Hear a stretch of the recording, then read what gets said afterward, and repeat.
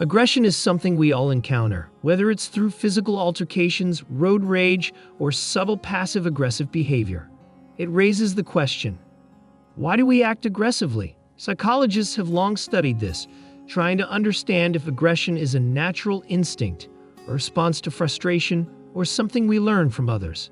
It shows up in everyday situations, from conflicts at work to anger on the road, making it essential to grasp where it stems from.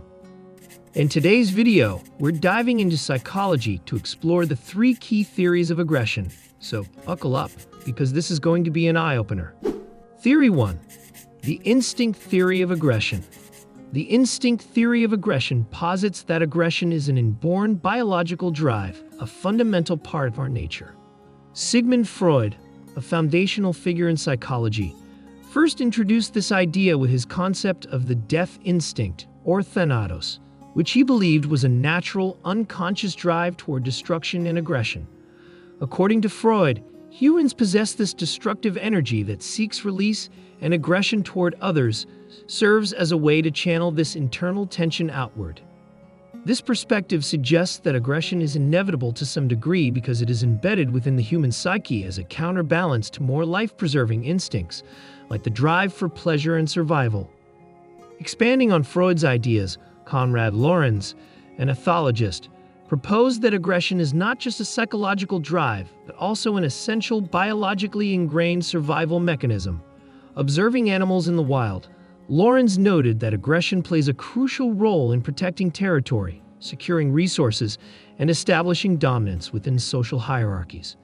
He argued that, like animals, humans have evolved to display aggression as part of the fight-or-flight response, enabling us to defend ourselves and compete for resources critical to survival. Lorenz's perspective suggests that aggression is as natural as any other survival-oriented behavior, rooted in our evolution as a species. However, while the instinct theory of aggression suggests aggression is innate, it also recognizes that human aggression can be moderated or even suppressed by environmental factors such as culture, social norms, and personal experiences. Lorenz argued that aggression in humans doesn't automatically lead to violence. It's regulated by external influences and societal expectations.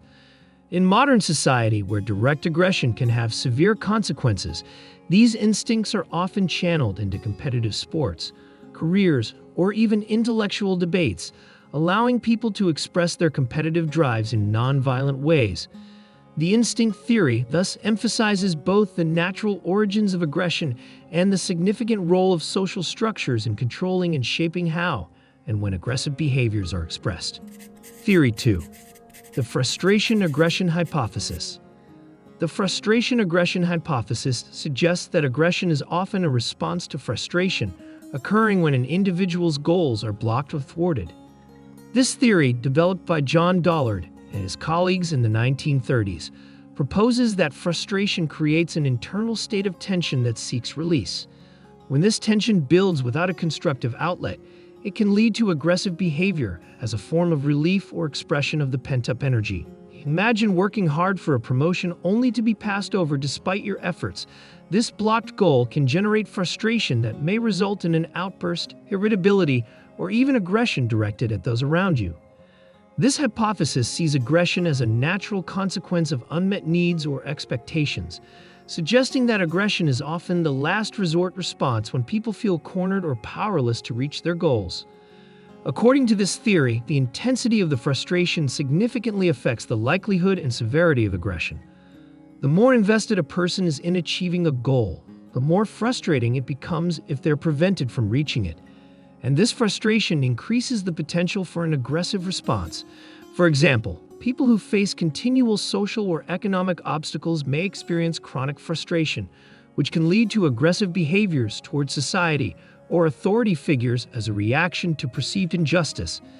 This aspect of the frustration-aggression hypothesis highlights how external factors, such as poverty or discrimination, can foster environments where frustration is common and aggression becomes a frequent outlet. However, the hypothesis also acknowledges that not all frustration leads to aggression. Individual coping mechanisms and social environments play crucial roles in how people handle frustration. People who have developed emotional regulation skills, supportive networks, or constructive outlets, such as hobbies or physical activity, are better equipped to manage frustration without resorting to aggression. On the other hand, those without positive coping strategies may struggle to find healthy ways to release this tension, leading to aggressive outbursts or behaviors.